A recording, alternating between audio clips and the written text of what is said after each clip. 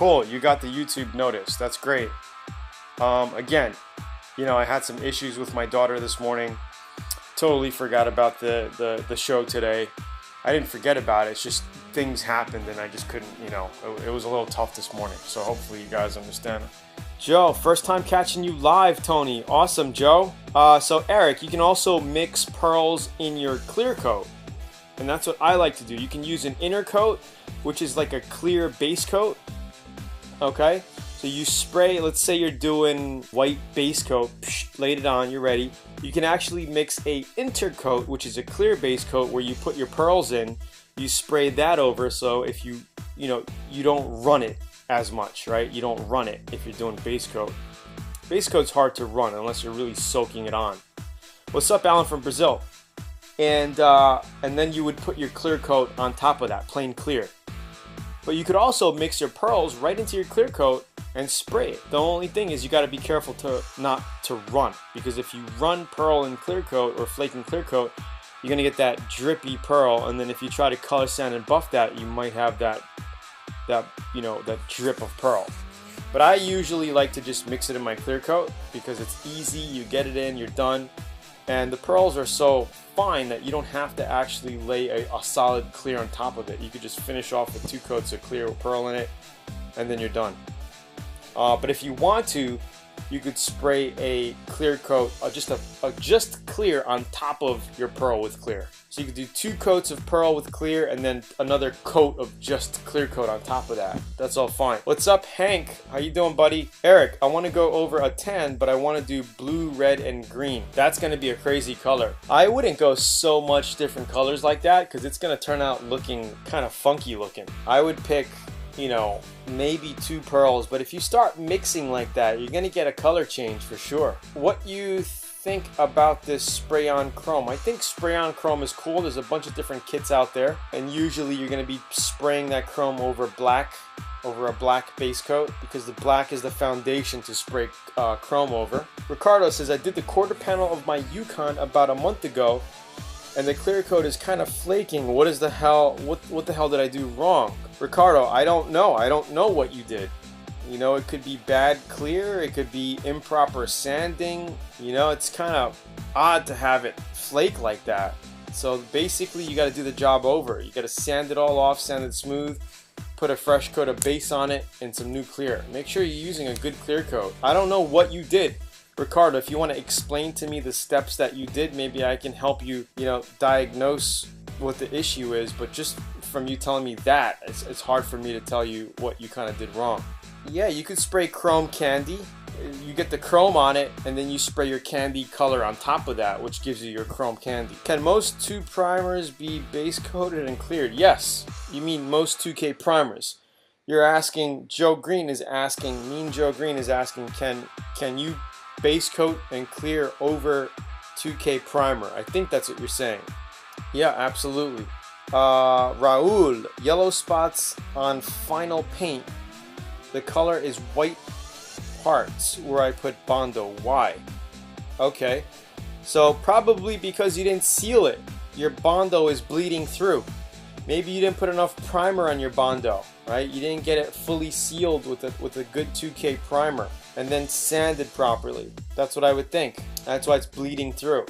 You want to make sure you always paint over, you prime over your body work, okay, to seal it up. Make sure it's sanded with 400 grit, then you do your base coat. And make sure when you do your base coat, you're not laid on too thin either. You want to make sure you put a good heavy base on it. 2 to 3 coats. Best primers to use. I would use a 2K primer, a filler primer. Doesn't matter what brand, it all depends on your budget. But I like Evercoat. I use polyester primer. Evercoat, it's a good filler primer. It fills up all the imperfections. You could sand it to a 400 grit smooth. For all of you guys who never got my free auto body book, there's a lot of information in there as well. Have you ever used all candy clear? No, I have not. Try it out. So if you want to test it out, try it. I like the House of Color products. I'm kind of hooked on the House of Color clears. I primed the corner with 2K, bought the base from the local paint store, and used a clear from my cousin that he had left from last year. So it's possible, Ricardo, that your clear was old. Sometimes your clears can get old like that. You know, if it's not mixed properly, you get that. Nice. It was actually a laptop for my daughter. Used Color Shift Pearl and All Candy Wet Plus. Used 400 to sand. Well, 400 is a good base to clear over. 400 is a good base to a good foundation to base coat and clear over is what I meant to say. Yeah, so we're on every week this time, 8 p.m. Central, 9 p.m. Eastern. Just a hardener, 2-to-1. And I got a slow hardener because it was 9 degrees. Perfect, perfect, Hank, great idea. Because you want to give it time to flow out, especially if it's hot. How did it dry, Hank? Did it dry pretty glossy? How was the dye back? Because usually, you know, depending on clears, you wait a week or two, you'll start, the gloss will kind of die off. And I notice with high-end clears, you don't get that as much. You know, especially with the House of Colors that I've been using, the dye back is very, very, very low. Mirror finish, awesome.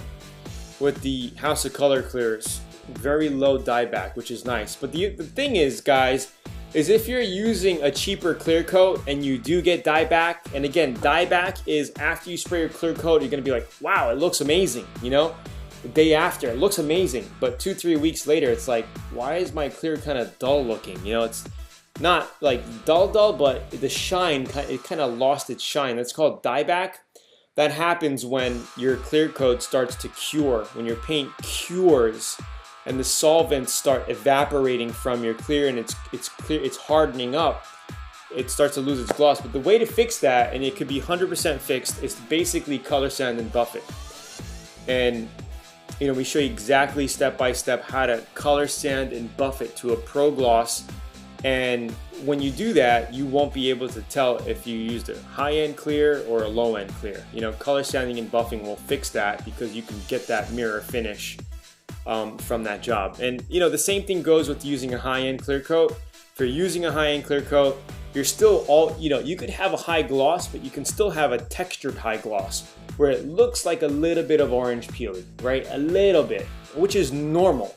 You look at new cars today and you're still gonna get that. But if you wanna get that flat mirror finish, you know, every custom hot rod show job that you see out there in car shows and SEMA, they all wet sanded and buffed out. So you basically get 2000 grit, block sand it flat until it looks flat matte, and when you buff that, it looks like I like to say it looks like a seal's back or a dolphin's back. You know, when they come out of the water and it just looks like mirror glass.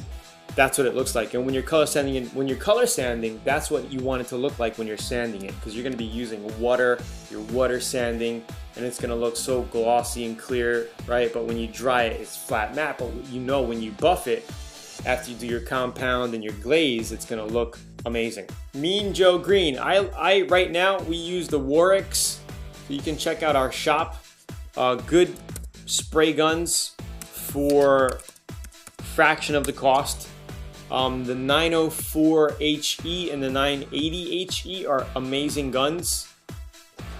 You basically get, you know, high-end quality spray guns for a fraction of the cost, and we get amazing results with those guns. Which do you prefer, TIG or MIG? It depends on what you're doing, Anthony. I haven't been messing around with welding a lot lately, but I do have a MIG welder personally in my shop. TIGs are awesome as well. Yes, we're going to be doing a spray gun giveaway again. We will be doing that. I got to get back home. You know, I've been away for a couple of weeks. Once I get back home, maybe we'll do something pretty cool. I think I'm going to do more of a raffle style this time, where you buy a $5 ticket or a $10 ticket, and we give away some spray guns. Does that sound cool? We're also going to have some new shirts made. We're going to have some shirts for the Auto Body group here. So I think that's going to be amazing as well. The connection's doing pretty good today. Pretty good, pretty good. Tony, what's the longest it's taken you to sell a car? The Mauve Storm. This is an Auto Body live stream today. Yesterday was the how to buy and sell cars for profit. Now, I mean, sometimes it depends, you know. Sometimes I've sat on a car for over a month. It all depends on how quickly you want to get rid of it, or how you know, how much of a loss you want to take on it sometimes if you're looking to just get rid of the car and break even, or take a loss to move on. Where do you get my paint from? I get my paint from English Color, right down the street from me. They have stores all over the United States. English Color. Andy says more Godfather type stuff. It was great. Yeah, that was awesome. We got a lot of positive feedback on the Godfather project in the VIP course. So Jonathan says, how should I go about a paint booth? Well, you don't need a paint booth to get professional results. You really don't.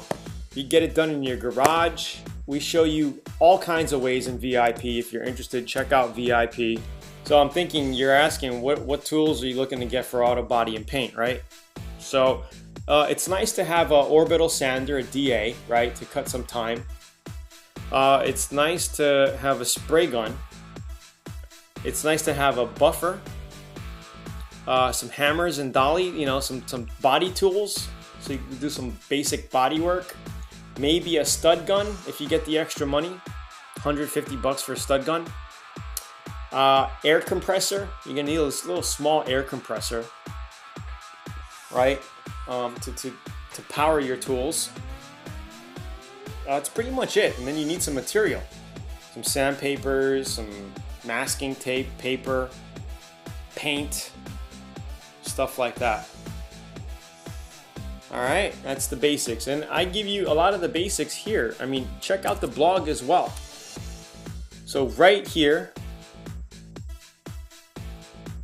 you could actually go to the blog at learnautobodyandpaint.com. There's a lot of topics on there, a lot of information there, a lot of free information all over the website. It's literally filled with hundreds of pages of content, and we have videos all over, and blog posts all over on that site there. And you could also download your 85-page auto body paint manual. So Josh Johnson says, what is a good company to buy hammer and dollies from? It all depends. I mean, go to Amazon, check out Amazon. There's a lot of dollies. I mean, basically you're just getting a hammer and dolly. It doesn't have to be anything really special, right? There's a lot of brands. Check out Azon, Amazon. Do you recommend a straight sander from Harbor Freight? Just be wary with Harbor Freight tools. Some of them are really cheaply made, and they're not that great. But if you have a very low budget and that's all you could work with right now, then do it. You know, do it. It's probably better than not having a straight sander. I got the Hutchins Hustler model, which was costed me about $250 10 years ago. 250 bucks, maybe more than 10 years ago. Probably close to 15 years ago, and it still works great. Can you take a video on sanding body lines, curves after applying Bondo? Yes, absolutely. We have those videos on the blog here as well as our YouTube channel. It's already there. But if you're interested in more of a step-by-step detail, be sure to check out VIP. Everything's organized step by step. We got the main manual. 2X Las Vegas VIP member. What's going on? Guys, again, my laptop is at 2%, so this thing's gonna be cutting out very, very, very shortly. El Cheapo paint video, awesome. Yeah, that was done pretty gangsterly. I actually have another El Cheapo paint job that we're gonna be doing within the next couple of months. We're gonna be doing one on my Godfather's old Toyota. That's gonna be amazing as well. So, guys, I'm at like literally 1.5%, 2% here of battery life left. Again, Paul, contact me. You know, if you want, we can set something up. I can come by. We can do a video of your plane. Check it out. I can give you some pointers, tips, tricks, and check out what you got going. I think that'd be awesome. If you're up in Denton, you're not too far from me. All right, so keep in contact. Contact support. Tell them that you want to contact me, and we'll get in contact. And it'll be nice to meet you. So here is the Auto Body blog. Here is the link to VIP for all of you newbies who are interested in checking out VIP. Check it out. I want to say thank you all for getting on. This is literally going to cut out in the next couple of seconds here. I am done. Next week, we will be on again. Thanks for coming on, guys. I didn't send out the email. I'm sorry about that. We're on late. My daughter wasn't feeling good this morning. Thank you so much, people, for getting on. I will see you on next week. Again, same time, hopefully. Yes, I'll be fine next week. All right. Have a good night, everybody. Have a great weekend. Have a fun weekend, safe weekend. I will see you guys next week. Thank you so much. Anthony says Harbor Freight straight line sander is horrible. You might want to take his word. Yes, check out the site. Cheers, everyone. Bye.